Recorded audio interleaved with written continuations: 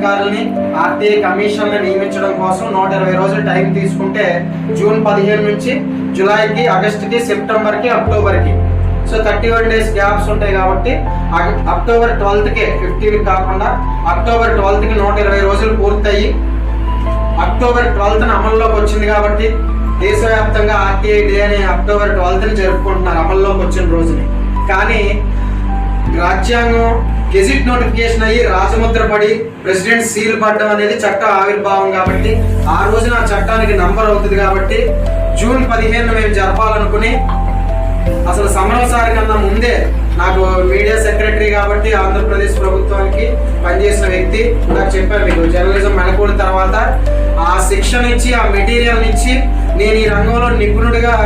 సహకరించినటువంటి వ్యక్తి తిలక్ సార్. నన్నే కాదు చాలా మంది జర్నలిస్టుని తయారు చేసినటువంటి వ్యక్తి కాబట్టి నేను ఆయన్ని ప్రోగ్రామ్కి పిలవాలనుకుని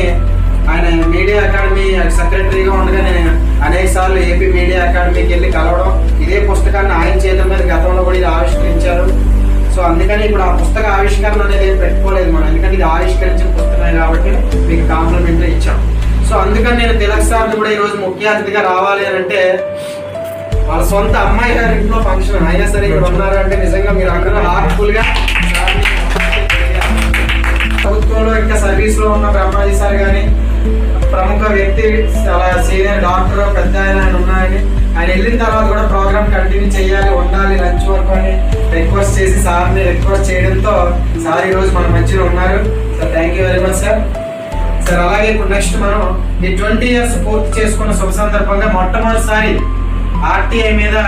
గతంలో అనేక సార్లు చెప్పుకున్నాం, మీకు తెలిసిన విషయం ఇండియాలోనే మొట్టమొదటి ఆర్టీఐ యాక్ట్ మీద ఛానల్ పెట్టింది మనమే, ఆర్టీఐ యాక్ట్ మీడియా అని. ఎప్పుడైతే ఆ మెయిన్ స్ట్రీమ్ మీడియా నుంచి బయటకు వచ్చానో 2017లో 2018లో మనమే ఒక సొంత మీడియాను ప్రారంభించాలని చెప్పేసి RTI act media for accountability and transparency APNTS తెలంగాణలో ఈ ఛానల్ ప్రారంభించడం, అతి అనతి కాలంలోనే దాదాపు 18,600 మంది సబ్స్క్రైబర్స్ ని మనం సంపాదించడం జరిగింది. కానీ కోవిడ్ అనేక జీవితాలను అస్తవ్యస్తం చేసినట్టుగా కోవిడ్ ఎఫెక్ట్ నా మీద కూడా పడవడంతో ఆ రోజున మా మదర్ బ్రెయిన్ క్లాట్ వచ్చి బెడ్ రిడన్ అవడంతో తల్లిదండ్రుల కన్నా నాకేమో ఎక్కువ కాదని చెప్పేసి నేను ఈ ఛానల్ ఆపేసి అమ్మ కోసం నేను కాకినాడకి పోవడం జరిగింది. ఆ కార్యక్రమంలోనే ఈ ఛానల్ ఆగిపోయింది.